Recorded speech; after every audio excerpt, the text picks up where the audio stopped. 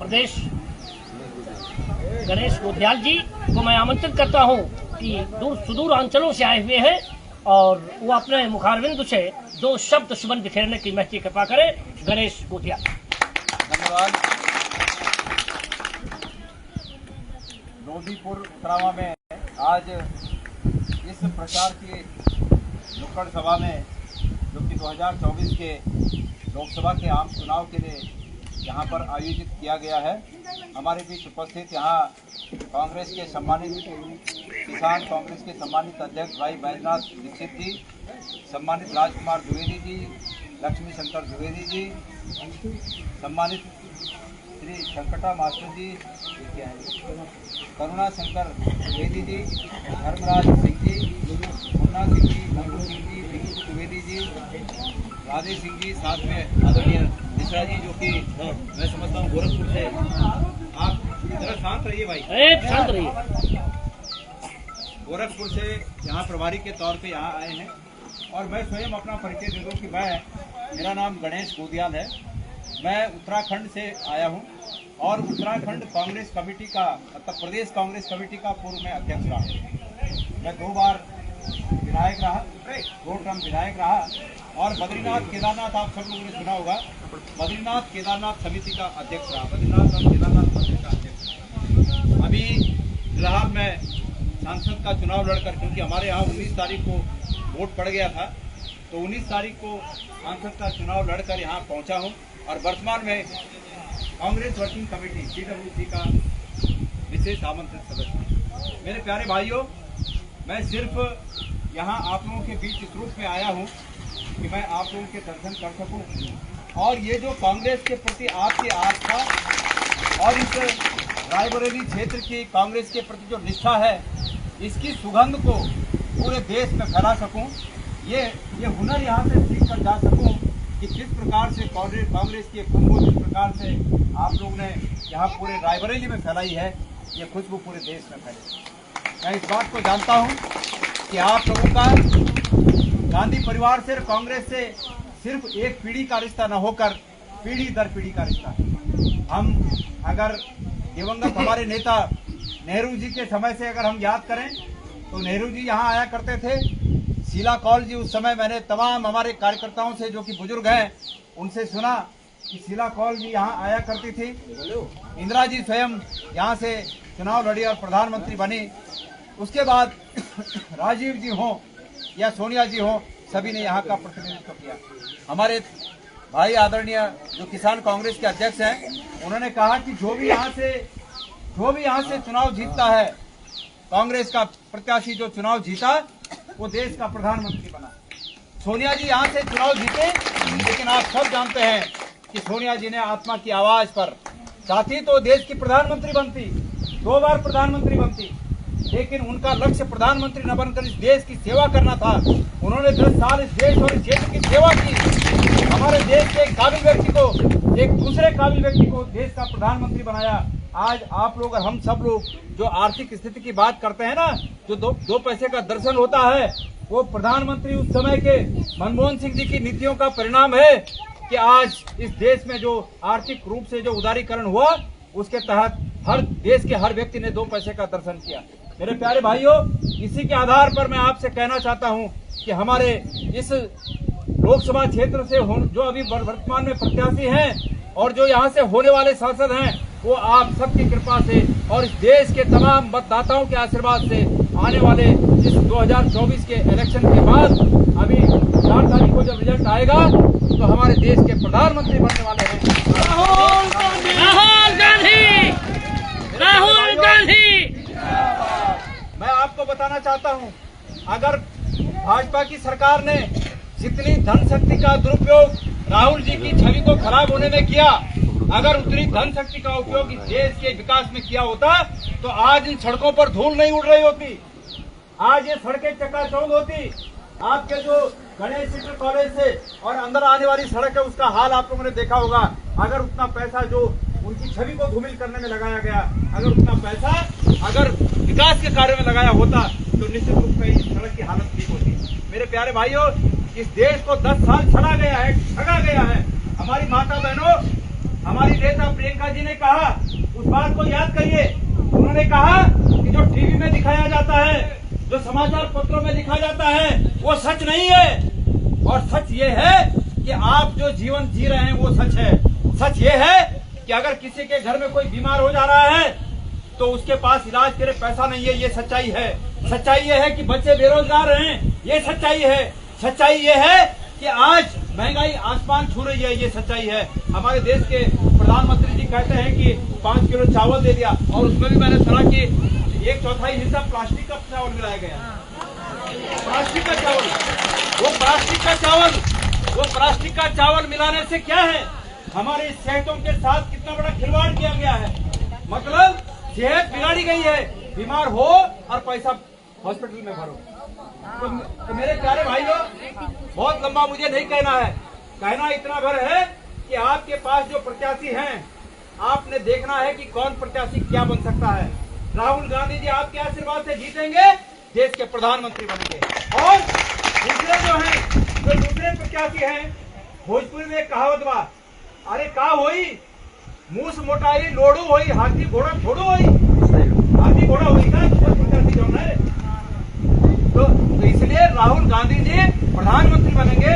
आप सबको एक काम में लेके जा रहा हूँ, और वो काम ये है कि आप सब लोगों ने एक आदमी ने 10-10, 20-20 लोगों को, आपके रिश्तेदारों को, जान पहचान वालों को, सबको फोन करके ये कहना है कि राहुल गांधी जी को प्रधानमंत्री बनाना है। हमें रायबरेली का सम्मान जो पहले था इंदिरा जी के समय, वो सम्मान दोबारा राहुल जी यहाँ ला सकते हैं। इसलिए प्रत्येक व्यक्ति को राहुल गांधी स्वयं बनना है। 10-10, 20-20 लोगों को फोन करना है। मेरे प्यारे भाइयों, ये लोग धर्म की आड़ पर लोगों को ठगते हैं, कहते हैं कि धर्म खतरे में है। सच्चाई ये है कि धर्म खतरे में नहीं है, इनकी कुर्सी खतरे में है। और धर्म कैसे खतरे में हो सकता है? आप लोगों में से बहुतों ने गीता पढ़ी होगी। गीता में लिखा है, भगवान श्री कृष्ण ने कहा है कि यदा यदा ही धर्मस्य ग्लानिर्भवति भारत अभ्युत्थानम धर्मस्य तदात्मानं सृजाम्यहम्। जब धर्म की हानि होगी तो मैं अवतार लूंगा। अब आप बताइए, हम भगवान कृष्ण के गीता में दिए गए उस वचन पर विश्वास करें कि भारतीय जनता पार्टी के ठगों की बात पर विश्वास करें? बताइए, आप किस पर विश्वास करें? हम गीता पर विश्वास करने वाले लोग हैं। और इसलिए मैं आपसे निवेदन करना चाहता हूं कि गीता के उस विश्वास को अटल रखने के लिए आप सब लोग परसों जब वोट होगा, 20 तारीख को वोट होगा, तो हाथ के निशान वाला बटन दबाइएगा, क्योंकि ये आप लोगों की भी इज्जत का सवाल है, आप लोगों की भी प्रतिष्ठा का सवाल है, और हम सब लोगों की प्रतिष्ठा का सवाल है। उससे बढ़कर इस देश में लोकतंत्र बचाने का प्रश्न जो अगर है, तो इसमें निहित है कि कांग्रेस की सरकार बने और इस देश का लोकतंत्र, जिस प्रकार से आज तक कितनी कोशिशें कर दी, तमाम संवैधानिक संस्थाओं को गुलाम बनाकर रखा है इस सरकार ने, जो आज दिल्ली में बैठी सरकार है। मेरे प्यारे भाइयों, ईडी, सीबीआई सिर्फ कांग्रेस और विपक्ष के नेताओं के लिए है, और इनके नेता सब घूस के धुले में, एक आदमी हजारों करोड़ों का भ्रष्टाचारी है। कांग्रेस का कोई अगर भ्रष्टाचारी है, आपको याद होगा महाराष्ट्र में अशोक चव्हाण मुख्यमंत्री थे, याद है? उस समय आदर्श सोसाइटी घोटाले का बड़ा प्रबंधन किया, और आज वही अशोक चव्हाण अगर इनकी सरकार इनके साथ चले गए तो वो फिर गंगा जी नहा गए, साफ शुद्ध हो गए, पवित्र हो गए। आपने अजीत पवार का नाम सुना होगा। प्रधानमंत्री जी अगले दिन कहते हैं कि 72,000 करोड़ का आरोपी है, और अगले दिन वो नतमस्तक हो जाते हैं और 72,000 करोड़ माफ हो गया। तो तमाम भ्रष्टाचारी, आज भारतीय जनता पार्टी तमाम भ्रष्टाचारियों की शरणगाह बन गई है।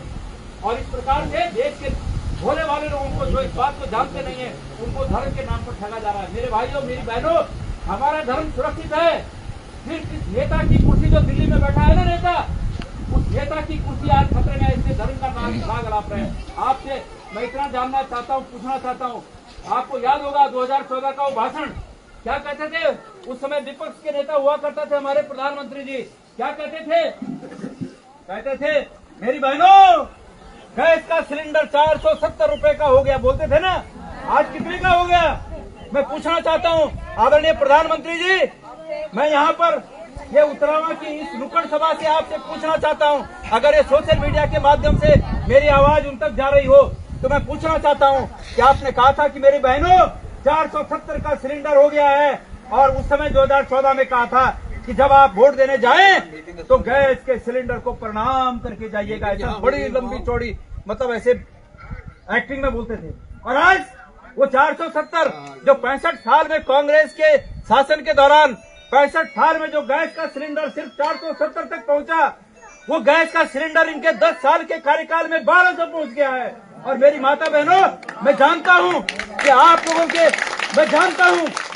लोगों के घरों में, बतेरों के घरों में 1200 रुपए उस गैस के सिलेंडर को भरने के लिए नहीं होगा। इसलिए आपसे निवेदन करना चाहता हूं कि आपकी बार 20 तारीख को रायबरेली की हमारी बहनें जब वोट देने जाएं तो उस गैस के सिलेंडर को उल्टा घर में रखकर प्रणाम करके जाइएगा, हाथ के निशान का बटन दबाइएगा। बहुत संगत कहते हैं अभी बीच में बेशर्मी के साथ, बहनों जरा शांत रहिए, बेशर्मी के साथ हमारे प्रधानमंत्री जी कहते हैं कि कांग्रेस मंगलसूत्र पर नजर रखे हुए है।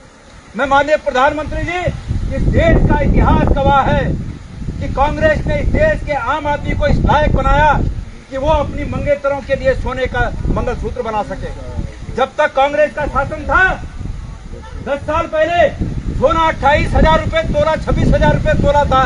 आज 10 साल में ये सोना 76,000 रुपए तोला पहुंच गया है। किसी गरीब व्यक्ति की हिम्मत है कि वो अपनी बेटी के शादी में, और किसी गरीब आदमी की हिम्मत है कि अपने बेटे की शादी में अपने बेटे की पुत्रवधू के लिए सोने का 2 तोले का मंगलसूत्र बना सके? किसी की हिम्मत है? आधा तोला सोने का अंगूठी बनाना मुश्किल हो रखा है। माननीय प्रधानमंत्री जी, आपको खाली बातें बनाना आता है, देश चलाना नहीं आता। और अगर देश चलाना है मेरे रायबरेली के साथियों, अगर देश चलाना चाहते हो कि गरीब बचा रहे, चाहते हो कि गरीबों के सपने साकार हो सके, चाहते हो कि गरीब के बेटे को नौकरी मिले, तो मैं आपसे निवेदन करने आया हूं कि 20 तारीख को हाथ के निशान का बटन दबाकर राहुल जी को भारत का प्रधानमंत्री बनाने में आप इन्हीं शब्दों के साथ अभी हमारे छत्तीसगढ़ के पूर्व मुख्यमंत्री बघेल साहब यहाँ पर पहुंच रहे हैं। हम भी यहाँ उनका इंतजार करेंगे। तब तक और हमारे साथी हैं जो आपको संबोधन करेंगे। मैं आप सबसे निवेदन करना चाहता हूँ, देखो मैं तो बद्री केदार से आया हूँ। मैं बद्री केदार का अध्यक्ष रहा 6.5 साल। और ये ढोंगी बाबा मेरे टाइम में जब मैं अध्यक्ष था तब ये ढोंगी बाबा वहां आकर भगवान बनना चाहते थे, हमने नहीं होने दिया। हमने कहा भारत का व्यक्ति प्रधानमंत्री बन सकता है, भारत का नागरिक राष्ट्रपति बन सकता है, लेकिन हम जहां भगवान केदार की अर्चना पूजा करते हैं वहां का भगवान वो नहीं बन सकता। हमने उनका कार्यक्रम इस रूप में नहीं होने दिया कि वो मंदिर की दीवारों पर स्वयं को भगवान के रूप में चित्र दिखाने चाहते थे कि मैं भगवान हूं। नहीं, हमने कहा आप इंसान हैं, आप प्रधानमंत्री बन सकते हैं। ये 2018 की बात है। हमारी तमाम जांचें, सीबीआई, अलना पलना, हम नहीं डरे, क्योंकि डर उसको होगा जिसने चोरी की होगी। जिसने चोरी नहीं की वो व्यक्ति परेशान हो सकता है, लेकिन डर नहीं सकता। तो मेरी बहनों, अगर चाहते हो कि आपकी जिंदगी में बदलाव लाना आवश्यक है तो ये बदलाव सिर्फ और सिर्फ राहुल गांधी ला सकते हैं। राहुल गांधी ने कहा कि जितना पैसा मोदी जी ने जितना पैसा अडानी अंबानी को दे दिया उतना पैसा मैं गरीबों में बांटूंगा। कितना पैसा है जानते हो? 16 लाख करोड़। कितना होता करोड़?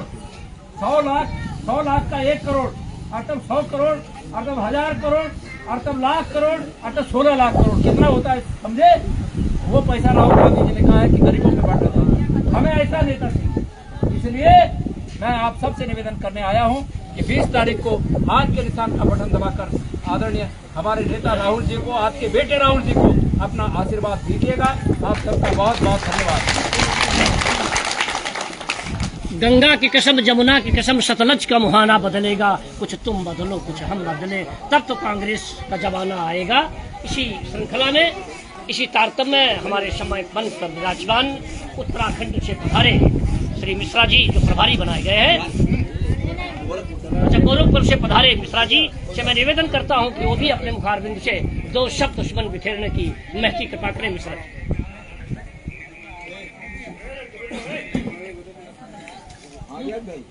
आज लोकपुरवा विधानसभा में